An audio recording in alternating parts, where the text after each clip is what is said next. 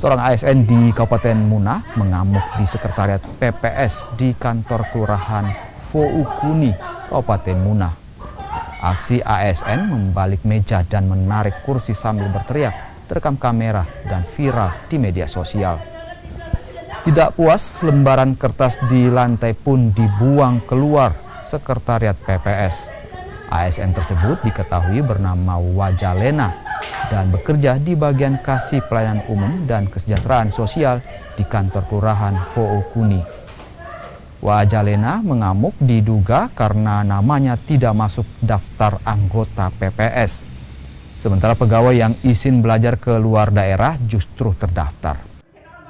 Sekretariat PNS. Saya WA sekretaris di dalam, dia jawab saya sudah full. Saya biasanya di dalam kepengurusan sekretariat di KPU untuk ke KPU itu kantor saya di dalam, saya selalu saya jadi bendahara. Jawab saya katanya sudah full. Saya masuk di dalam.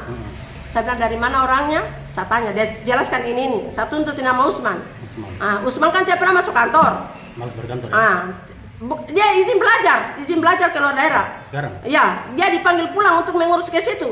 Ada apa? Sementara saya orang yang bekerja di sini, punya jabatan juga, saya tidak dihargai sama sekali. Gitu. Baru saya di WA, saya kalau saya masuk di sekretariat tidak nyaman. Karena mereka sudah trauma di tahun 2020.